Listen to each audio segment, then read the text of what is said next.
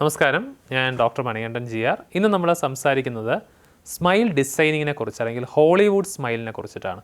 അപ്പോൾ സാധാരണയായിട്ട് ചില ആൾക്കാർക്ക് ഇപ്പോൾ സ്മൈൽ ഡിസൈനിങ് എന്ന് പറയുന്ന ഈ ഒരു ടേം കുറേ ആൾക്കാർക്ക് അറിയാം. ചില പേഷ്യൻസ് ഒക്കെ തന്നെ വന്നിട്ട് ചോദിക്കാറുണ്ട്, ഡോക്ടർ സ്മൈൽ ഡിസൈനിങ് ചെയ്യാമോ എന്ന് ചോദിക്കുന്നുണ്ട്. അപ്പോൾ ഹോളിവുഡ് സ്മൈൽ എന്ന് പറയുന്നത് അതും അതിൻ്റെ ഒരു വേറിട്ടൊരു കോൺസെപ്റ്റാണ്.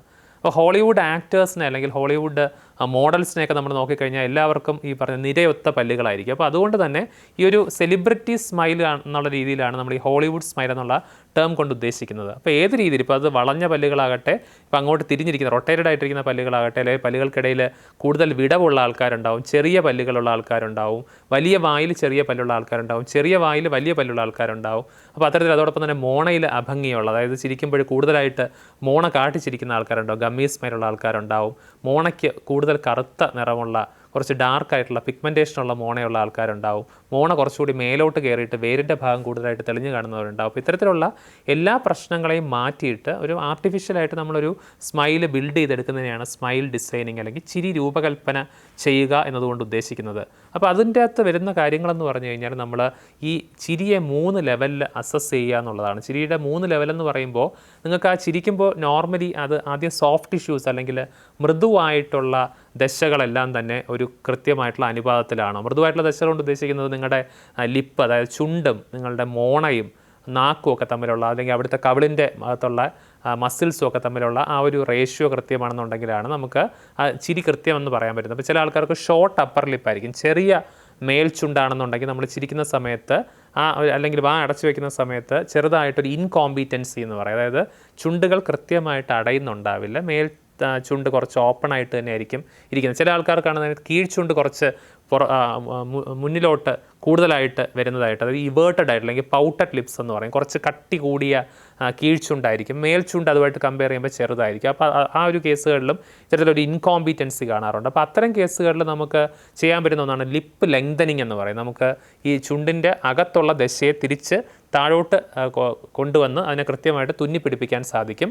അങ്ങനെ ചെയ്യുന്ന ഒരു സർജറിയാണ് ലിപ്പ് ലെങ്തനിങ് സർജറി എന്ന് പറയുന്നത്. അതോടൊപ്പം തന്നെ ചില കേസുകളിൽ ഇപ്പോൾ ഗമ്മി സ്മൈൽ പറഞ്ഞു, അപ്പോൾ ഒരുപാട് മോണ കാണുന്ന കേസുകളിൽ നമ്മൾ മോണയെ ഷേപ്പ് ചെയ്തെടുക്കാറുണ്ട്, ജിഞ്ചിവോ പ്ലാസ്റ്റി അല്ലെങ്കിൽ ജിഞ്ചിവെക്ടമി ചെയ്യാറുണ്ട്.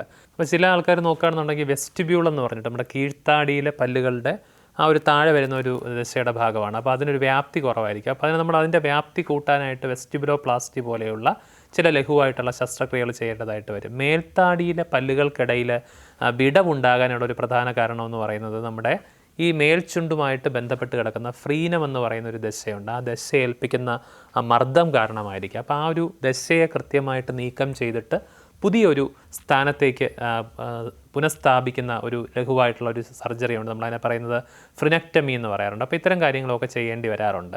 അതിനുശേഷം നമ്മളൊരു ഈ നേരത്തെ പറഞ്ഞതുപോലെ ഇപ്പോൾ ആദ്യത്തെ ലെവലാണ് മൃദുകോശങ്ങൾ അല്ലെങ്കിൽ സോഫ്റ്റ് ടിഷ്യൂ.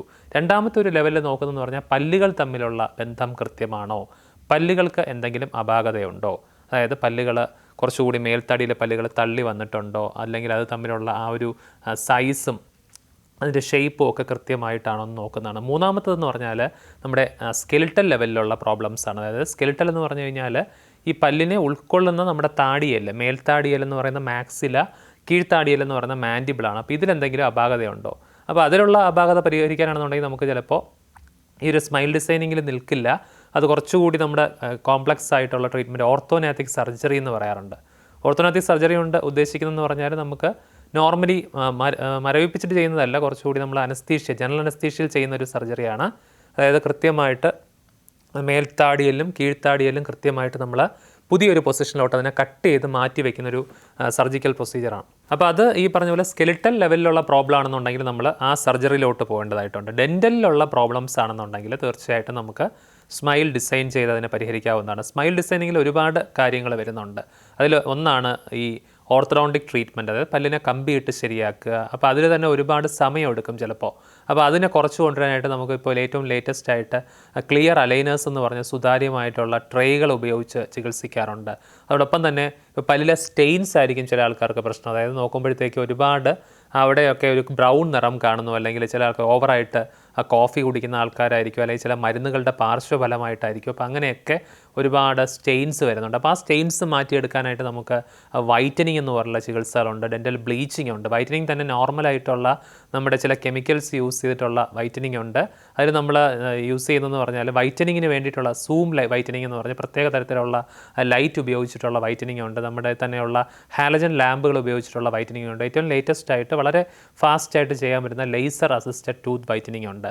മറ്റൊന്നെന്ന് പറഞ്ഞു കഴിഞ്ഞാൽ നമുക്ക് വളരെ നേർത്ത ചില ക്യാപ്പുകൾ അവിടെ കൊടുക്കാൻ സാധിക്കും. നമ്മളതിനെ പറയുന്നത് ഡെൻറ്റൽ വെനീറുകളെന്ന് പറയും. കുറച്ചുകൂടി സുതാര്യമായിട്ടുള്ള നേർത്ത ക്യാപ്പുകളാണെന്നുണ്ടെങ്കിൽ ഡെൻറ്റൽ ലൂമിനീറുകളെന്ന് പറയും. അപ്പോൾ ഇത്തരത്തിലുള്ള ചില ചികിത്സകൾ ഉപയോഗിച്ചുകൊണ്ട് നമുക്ക് ആ ഒരു അഭംഗിയും പരിഹരിക്കാനായിട്ട് സാധിക്കും. അപ്പോൾ ഇത്തരം ചികിത്സകളെല്ലാം കൂടി നമ്മൾ ആകെ തുകയായിട്ട് പറയുന്ന ഒരു ടേമാണ് സ്മൈൽ ഡിസൈനിങ് എന്ന് പറയുന്നത്. അപ്പോൾ നിങ്ങൾക്ക് അനുയോജ്യമായിട്ടുള്ള സ്മൈൽ ഡിസൈനിങ് കൃത്യമായിട്ട് അറിയാനായിട്ട് ഒരു ഡെൻറ്റിസ്റ്റിനെ സമീപിച്ച് കഴിഞ്ഞാൽ തീർച്ചയായിട്ടും നിങ്ങൾക്ക് ഒരുപാട് ഓപ്ഷൻസ് പ്രൊവൈഡ് ചെയ്യുന്നതായിരിക്കും. അതിൽ നിങ്ങൾക്ക് ഏറ്റവും നമുക്ക് തിരഞ്ഞെടുക്കാൻ കഴിയുന്നത് നമ്മുടെ കോസ്റ്റ് എഫക്റ്റീവായിട്ട് നമ്മുടെ കയ്യിലുള്ള ആ ഒരു ബഡ്ജറ്റിൽ ഏറ്റവും കോസ്റ്റ് എഫക്റ്റീവായിട്ട് നമുക്ക് എന്നാൽ ഏറ്റവും ഐഡിയലായിട്ട് ചെയ്യാൻ പറ്റുന്ന ചികിത്സ ഏതാണെന്ന് നമുക്ക് നിർണ്ണയിക്കാനും കഴിയും എന്നുള്ളതാണ് ഈ ഒരു സ്മൈൽ ഡിസൈനിങ്ങിൻ്റെ പ്രത്യേകത.